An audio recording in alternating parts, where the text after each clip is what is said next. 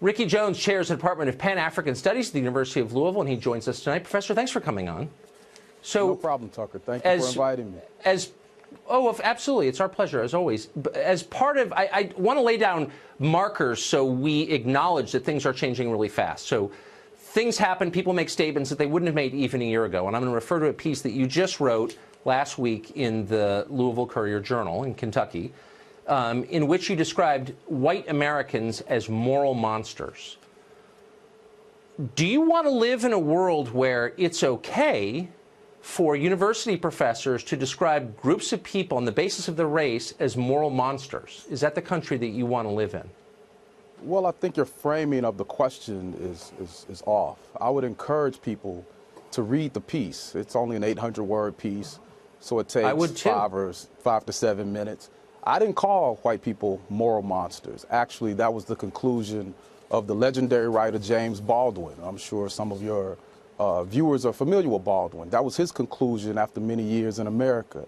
And I simply posed the question as to whether or not Baldwin were right when we place some of the behavior along lines of race into historical context. So do I want to live in a world? So let me quote from the piece. And okay, so I would encourage our viewers also, and that's one of the reasons I wanted you to come on, so people would know what is happening out there beyond their own worlds, and that people like you are writing things like this. And I'm quoting, maybe Baldwin was right when he said we are dealing with moral monsters, i.e. white people.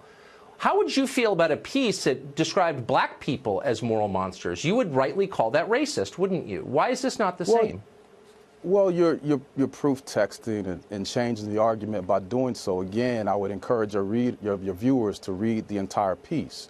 I think we've entered into a dangerous space. Is it okay even to suggest, is it okay to suggest a group of people on the basis of their race are moral monsters? I mean, do you think that a person's race affects his moral standing? One race is better than another? Tell me what you think. What I think is very important is if people, again, read the piece and look at the world in which we live, and many of the things that we've seen, from the enslavement of people in the country to black codes, to the Civil War, to Reconstruction, to disproportionate incarceration, to a misunderstanding of immigration, and that many people in the country outside of the white race certainly have some feelings that are not positive about their treatment right now. Well, sure. I don't. And you're whipping them. You're abetting racism. No, you hold on. Here's your quote from you. Why are so many white Americans so brutally mean and inhumane? If I wrote the sentence, why are so many black Americans so brutally mean and inhumane, which I would never write, how would you respond to that? Wouldn't you say you're a racist, as you clearly are? No.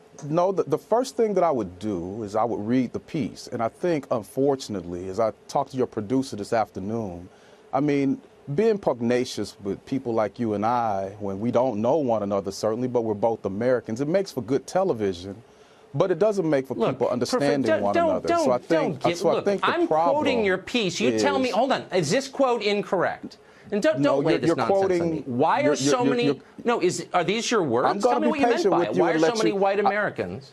I'm being patient with you, but when you start spinning me, I lose my patience. I'm going to be patient with you. I'm going to be patient with you and let you ask and answer the questions if you'd like to, but we'll run out of time because television is certainly a short platform. But again, I encourage people to read the piece. Why are so many white Americans so? You've said that 5 times. Why don't you answer my question, which is, would it be okay for me to write the sentence, why are black Americans so brutally mean and insensitive? If you would, please answer the question. I'm answering the question. The first thing that I would do, I would not limit myself in a very myopic way to one sentence of a piece. I would endeavor to read the entire piece, which you certainly are intelligent enough to do. It's 800 words, okay? This is not the Republic here. It's only 800 words. So can you account for one sentence in that piece? Can you just answer my question? If I wrote an 800-word piece in which I said, why are black people so awful and morally deficient, what would you think of that? I would not think you were a racist, but I would think that you are racially insensitive if you would take a piece and not look at the genesis of that piece and place it into historical and literary context. And do people who are watching your show and reading the piece, with attacking people on the basis of their race, which is so common on the left now, don't you see yourself as part of the problem, as a driver of race hatred? You don't see that? No, that's not what the piece does. What I find troubling, yes, it does do that. Is I understand many white brothers and sisters may not even be aware of what they're doing. But when people bring the situation to them and they respond in an indignant way, then that raises a question of morality that I think we have to wrestle with. I'm trying to get a straight answer out of you. My next question is, how much do you make in your sinecure over there at the University of wherever? But you won't answer that, I'm sure. Look, you're not answering my question. I'm sure I don't make nearly as much as you with the race baiting that you do. I'm wondering.